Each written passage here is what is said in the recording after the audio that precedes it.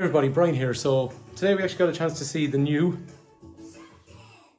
Come on, what's it called? Santa Fe. That is useless. She needs a bit of improvement on calling out words that I tell her to call out. Anyway, we got to see the new model Santa Fe 2025. Big shout out to Hyundai Ireland. They did a massive job today, and for the weekend they're working the whole weekend themselves. They got a car from Germany, pre-production Santa Fe, brought it over, bringing it around the whole country. They gave us time to show some customers. You know, they've gone out of their way to do this, and so, you know, we really appreciate that. And the other thing as well is they give us a bit of time to go take pictures and do a quick video. Bear with me on the video. Some of the information I'm a little bit sketchy on because I'm trying to learn about the car as well, so I normally have way more preparation done on something like this, but it was just kind of off the cuff. I had maybe 15-20 minutes just to throw it together, so it's not fully researched and not proper, so but most of it is reasonably accurate, but specs will change when they come into Ireland. At the start in Ireland, we expect to get something called a calligraphy model, which is a really high spec. And there's also going to be a premium model, and it looks like we're talking about 1.6 petrol plug-in hybrid, so most likely the 265 horsepower unit that we had before, which is going to have something along the lines of a 13.8 kilowatt hour battery. I will have a much better video later in the year, around June, July, when we actually start getting cars landing with us, and I'll do a comparison against the old model as well. So I have some footage that you can look at for the next few minutes, and hopefully gives you a better idea, but like we said, bear with me on some of the stuff. At the very end of the video, I'm going to just list out what the calligraphy has. But one thing I've really noticed on this car today, you'll see in the video coming that, or the next few shots, it's really gone up market. It's really nice. It is an expensive looking car. It'll sit nicely beside, you know, the real fancy stuff like X5 and Land Rovers and all these kind of things. This is the kind of car that will sit nicely beside them in a car park. But we are really surprised by the price point. It's actually less than we thought it was going to be. All that stuff will be announced, so, you know, talk to us direct. So like we're saying, this is what I saw today on the video following, and at the end of the video then, I'm just going to run through the calligraphy spec, which we expect to have landing in summer 24. So this is Santa Fe, which will move into 2025. And what we'll do is we'll just run through some of the features that are, I suppose, important to highlight on the vehicle. As you can see, it's a really super cool looking car. There's some really nice lines in it, very, very different than what came before.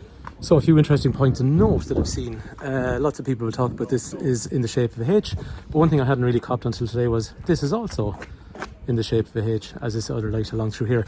This one is a pre-production model. We will get different models in Ireland, but for the moment, this is what just the car that I can show you for the minute. There will be different wheels and things like that as it comes into the country. So the overhang looks to be shorter here than we had on the previous model, but it does have a longer wheelbase. So the wheelbase is almost 5 centimeters longer from here to here, and that means then that you get better legroom in the front and the middle and the rear also. From the front end then, the front is much higher. Whenever we get one into stock, we'll be able to compare it to another one, but this is much higher along here than the previous model. And then those wings up front, they look a lot kind of wider than the other one did before, so it's just giving it that really, really tough, more kind of, I suppose, a tougher presence on the road. For anyone that's curious about how lights work then, those daytime running lights are replaced by these LED indicators whenever they're illuminated. The headlights then, when we're looking at them, they're going to have those LEDs internally here, and then keeping the parking lights in the same place that the daytime running lights were. The rear of the vehicle is so much different than before, so nice LED lighting down through here, another H element along here, so that's really, really cool looking. And then if you come around, you can see the way that C pillar at the back blends into where the windows are, so it's kind of seamless all the way around. The other thing as well is this window seems to be twice as big as the other one, and that probably lends to the car being longer than the previous model as well.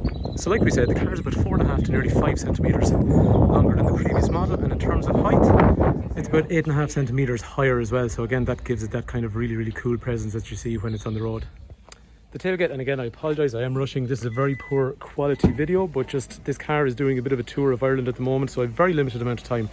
You've got a massive amount of storage area in the back, and the aperture is way bigger. So going from here down to here, that's like 52 inches. But it's noticeably wider than the previous model. So in terms of space, okay, say for example, when the back seats are up, this is going to give you about 14.6 cubic litres of space. This is going to give you about 40, a little over 40 litres of cubic space, which is up about 4 cubic litres from the previous model. And then if you flatten down those two seats in front, you'd end up with about 79 cubic litres of space from here to here, which is about the same size as what you get in a van. Again, just for the moment, a little bit rushed on this video, but I'll do it a bit better whenever we get one into stock. Some nice things I see over here: ventilation, USB, USB and some climate control for the rear. There's some drinks holders there. The power boot, you can change the height of it and you can also change the speed of it. And what I also noticed is getting in and out of the back of the car. You can press buttons like this on either side. They slide forward, and there's also a little handle in around here to help you get in and out.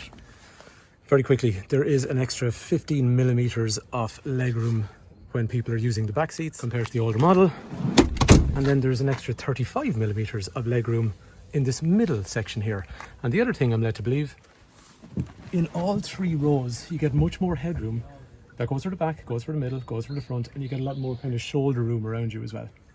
One other thing that people may not have noticed straight away, there's a USB built into the back of the seat.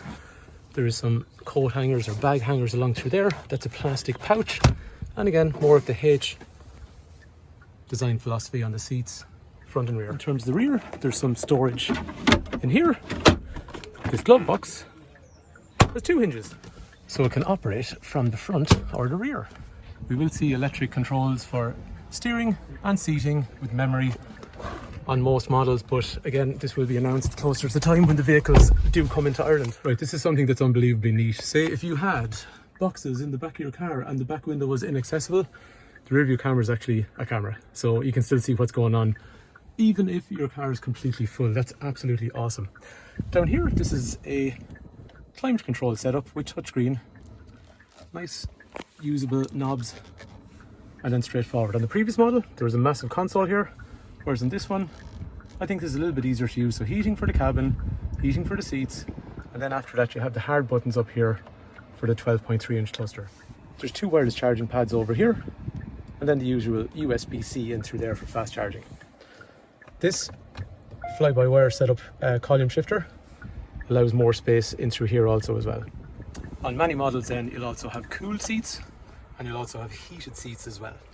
We haven't seen it on this particular model yet, but there will be a glove box. There will be a glove box, and there's going to be a UV sanitizer in some models in here. So you place a device in there, and it actually UV sanitizes it. Even if a child drops, say, something like a Dodie or something like that, you could put it in, or your phone, because let's face it, that gets pretty used and manky during the day. This is a 360 camera for front and rear and side. And the display is very panoramic and curved. So when you look at it, you can see the shape of it very much towards the driver. Things like blind view monitor will also be in the car as well, because we have a 360 camera. I also like the steering wheel. There is some design elements of this car which are completely new to Hyundai. I think that's a really, really nice shape all the way around. And just the thing, like, without having the Hyundai, they just have the Morse in through there. Controls over here as you'd expect for average speed, fuel efficiency and all that kind of stuff, and then Bluetooth in through there as well. Stereo system on this particular one is obviously, not obviously, but is an upgraded Bose system. Now again, I do apologise. This is a very run-through fast video, which is, I would normally put way more thought into one of these, but I've just got an opportunity to do it here. So if there's any questions you have, let me know in the comment section below, and I'll do my best to answer them, and we should see these cars landing in the summer of 24. So again, sorry, I know it's just a quick run-through video overall. It hasn't got all the information I'd like to put in, but the car's now moving down around the country. So it's in Kildare, and then it's going to Dublin, then it's going to Limerick, then it's going to Cork, then it's going to Galway, and eventually then it goes back to Germany, I think on Monday afternoon. So very, very cool looking. Just get in contact with local dealers and we'll be able to give you a better idea in terms of pricing and specifications. For the moment, it looks like plug-in hybrid will be the option going forward. 1.6 petrol plug-in hybrid. Get in touch with dealers. I said get in touch with dealers. Who am I? Get in touch with Fitzpatrick's, or get in touch with me. Brian is my name. 086 843 1945. Or we have a garage in Naas, garage in Kildare, garage in Tullamore for Hyundai. Anyway, let's have a look around the calligraphy model. And of course, when I say look around the calligraphy model, I mean read it from a sheet, because we don't have the car yet. And when I say read it from a sheet, I mean read it from a sheet while I'm eating my dinner, which is chicken and vegetable soup from Lidl. It's actually really nice. You should try it. Savage. Okay, so exterior, it's really gloss black stuff on the outside. Big black wheels, nice skid plates on the front and rear bumpers, which are black. You can pause this if you want to look through it. Body coloured wheel arches, hidden there's a little handle that comes on these. C-pillar handle. It's right in the middle, near where the end of the back door is. It allows you to progress up on if you're trying to take stuff up, if you're trying to put stuff up or take stuff down from the roof rack that's up above. So that's going to be really cool. I'll show you that when it comes in. Moving on to the interior sheet. The interior is going to be the curved display like we talked about, which is a 12.3 inch heated steering wheel, electric steering wheel, suede head cloth. We saw the opening centre pocket in the front and rear. There's a wood pattern on the door trim. The seating is going to be black Napa leather, 7-seater we talked about. Driver relaxation seats, which means they fold down like what we saw on the Ioniq 5 and the Ioniq 6. Front passenger relaxation seat, which is the same thing as well. Electric driver and passenger seats, and then warm and cool seats. Ventilation and visibility. Big climate control area, which is a 6.6 kind of inch pad for using those features. The wide protection headlamps, the H design lights, front and rear. LED rear fog light, auto high beam assist, so they dip when they meet traffic. Digital center mirror, which I thought was really cool. The power tailgate we talked about, and 360 camera for side and front warning. Moving on to convenience, surround view camera, remote smart parking, so you can use the key to help start the car. So if it's in a tight space, you can actually walk the car out before you get into it. So it's like a remote control version of moving your car. There's charging ports in the back of the seat. We saw the sterilization tray. We talked about navigation-based adaptive cruise control. So it's able to guide your speed in relation to the speed zone you're in based on navigation. Trailer package with trailer assist, blind spot view, intelligent speed limit assist, so it's warning you of the speed limits and all that kind of stuff. Technology and entertainment, Apple CarPlay, Android Auto, USB-C charging ports, and also then the dual wireless charging pad that we saw. It looks like they'll all get the Bose stereo, and they'll all get a driver's heads-up display. And then finally, for safety, ton of stuff. Junction turning, junction crossing, lane change. So lots of stuff that's looking around the car while you make your moves. Blind spot avoidance. There's also going to be highway drive assist, which is watching the cars either side of you, plus the cars that are in front of you while you're on a motorway. Smart key, which means you can get in and out of the car without having to take the key out of your pocket. Rear collision avoidance, that's really handy if you're reversing out of a driveway and you can't quite see what's coming up and down the road. Loads of stuff. So again, you can pause those frames if you want to see. That's the calligraphy model even. That's going to be landing in July, and then we'll get a premium model and a calligraphy for 2025. So calligraphy for 24, summer 24, premium and calligraphy for January 25. So thanks for watching, and hopefully we'll have a more detailed video of the car in a couple of months' time.